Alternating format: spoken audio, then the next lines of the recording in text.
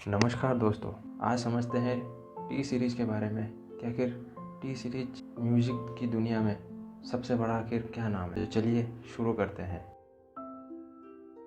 जब देश का बंटवारा हो गया था भारत और पाकिस्तान दो राष्ट्र में, तभी जो करोड़ों लोग थे उनमें से कुछ पंजाबी परिवार भी दिल्ली आ गए थे और इनमें ही एक ऐसा परिवार था जिनके मुखिया ने फल और जूस का बिजनेस शुरू कर दिया था। काफ़ी सालों के बाद इस घर में एक बच्चा जन्म लेता है और जन्म लेने के बाद कुछ समय के बाद वो कैसेट बेचने का बिजनेस शुरू करता है और इस बच्चे ने वैसे ही कैसेट बेचने का काम जारी रखा और आज वही कैसेट बेचने वाला बच्चा इंडिया का leading music table T series शुरू कर लेता है। वैसे ही अचानक टी सीरीज खबरों में कैसे आ गई? ये पिछले दिनों रणवीर कपूर की एक मूवी थी एनिमल, उसमें एक्टर रणवीर कपूर थे और एक्ट्रेस रश्मिका मंदाना थी। वो जो 1 दिसंबर को उनकी मूवी एनिमल रिलीज़ हुई। एनिमल ने बॉक्स ऑफिस के रिकॉर्ड्स को धराशायी करते हुए 4 दिनों के भीतर ही 400 करोड़ रुपए से ज़्यादा की कमाई कर दी। और एनिमल मूवी को बनाने वाला जो प्रोडक्शन हाउस है वो टी सीरीज ही है।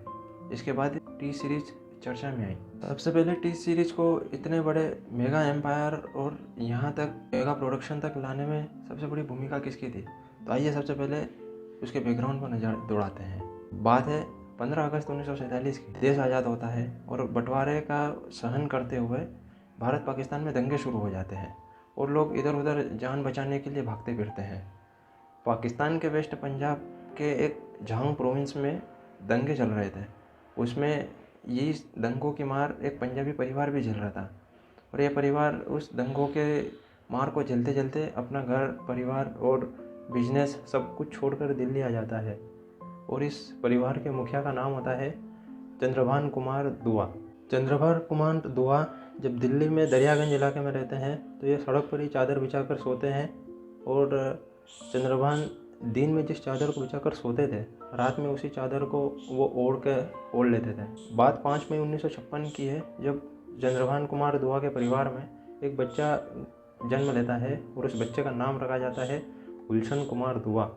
गुलशन भी आम छोटे परिवार और व्यापारी के बच्चों के जैसे ही बड़े होते हैं। गुलशन कुमार जब 14 साल के होते हैं तो वो अपने पिता के फल की दुकान में अपने पिता को मदद करते हैं। गुलशन कुमार जब 14 साल के होते हैं तब वो अपने पिता की जूस की और फल की दुकान में हाथ बटाते हैं।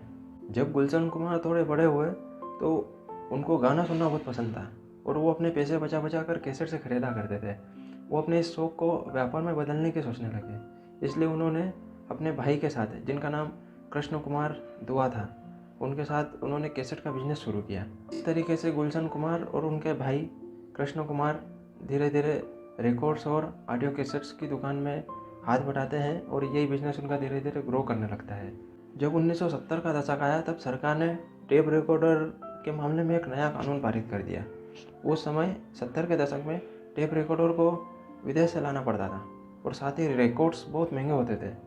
इन दोनों ही कारणों से हिंदुस्तान में गानों के शौक केवल अमीरों तक ही रह गए थे। लोअर और मिडिल क्लास के लोग तो गाने के बारे में सोच भी नहीं सकते थे।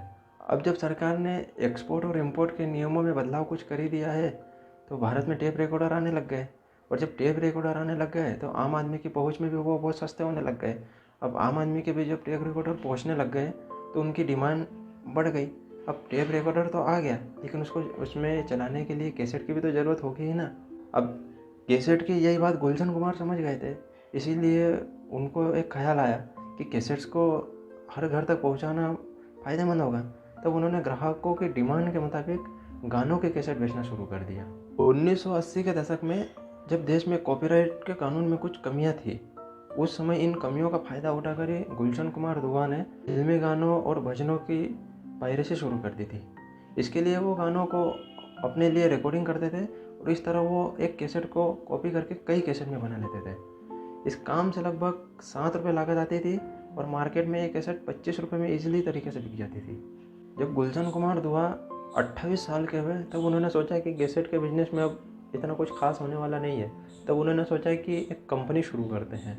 उसके बाद गुलशन कुमार 11 जुलाई 1983 को सुपर कैसेट्स इंडस्ट्री नाम से कंपनी शुरू करते हैं और वे अपने कैसेट्स को बड़े स्तर पर मार्केट में उतारते हैं। सुपर कैसेट्स का नाम टी सीरीज हो जाता है। म्यूजिक इंडिया और ग्रामोफोन कंपनी ऑफ इंडिया जैसे कैसेट निर्माता कंपनियों के नियम का भी टी सीरीज कंपनी को बहुत फायदा होता है। यहाँ समझना ये है कि इन कैसेट निर्माता कंपनियों का एक नियम था।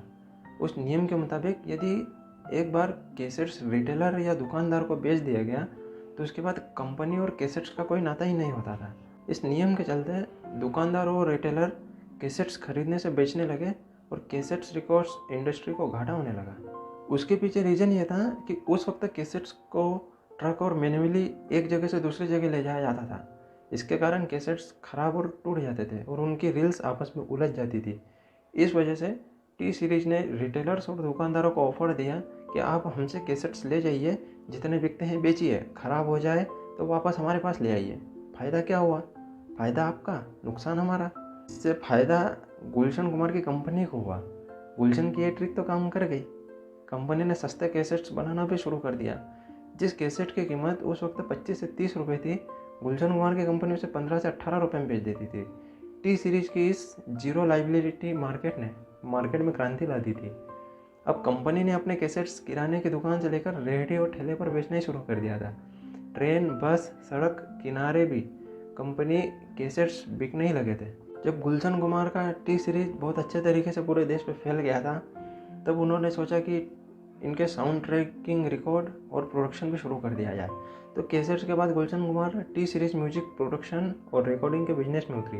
कंपनी ने सबसे पहले 1984 में लल्लू राम मूवी के लिए साउंड ट्रैक बनाए, जिसमें रविंद्र जैन ने संगीत दिया था।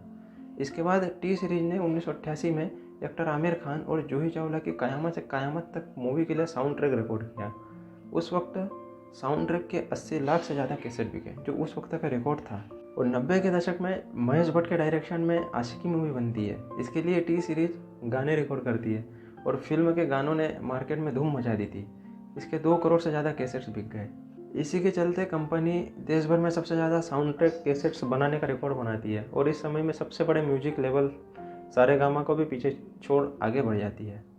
इसी के चलते गुलशन कुमार 1992 से 93 में बॉलीवुड में सबसे ज़्यादा टैक्स देने वाले व्यक्ति बन गए। अब टी सीरीज में साउंड प्रोडक्शन भी अच्छा हो रहा है, कैसेटें भी बिक रही है, तो अब आगे क्या है?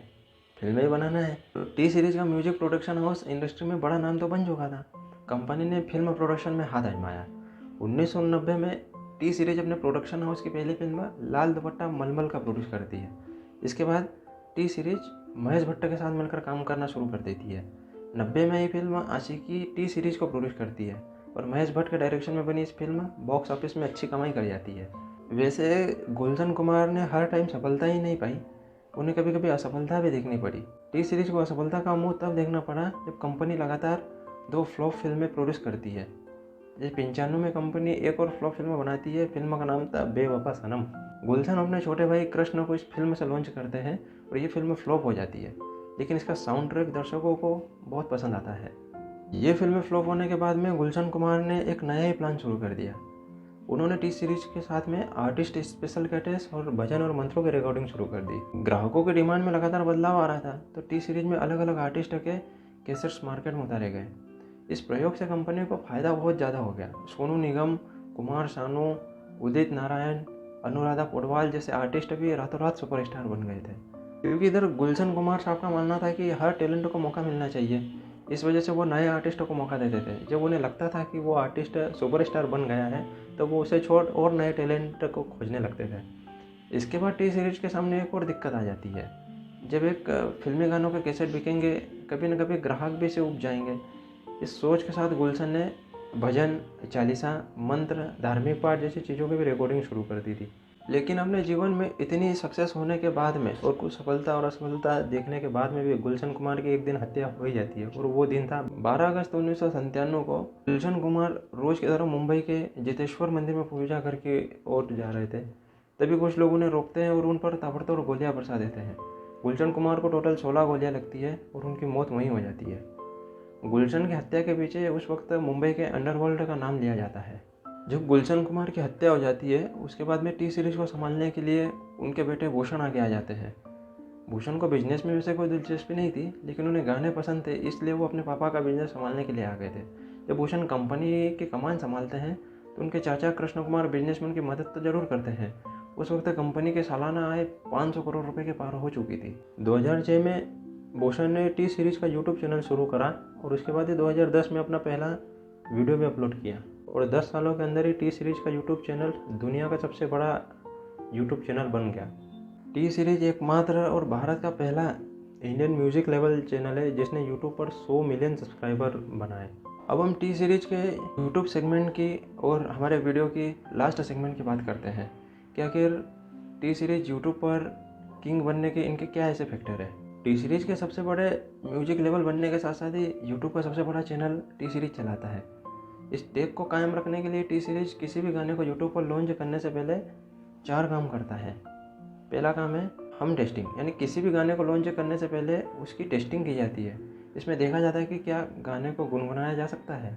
दूसरा मेलोडी, टेस्टिंग के बाद ये चेक किया जाता है कि क्या गाना लोगों को पसंद आएगा और उसकी मेलोडी यानी धुन लोगों को याद रहेगी। तीसरा है ट्रेंड ट्रेसिंग।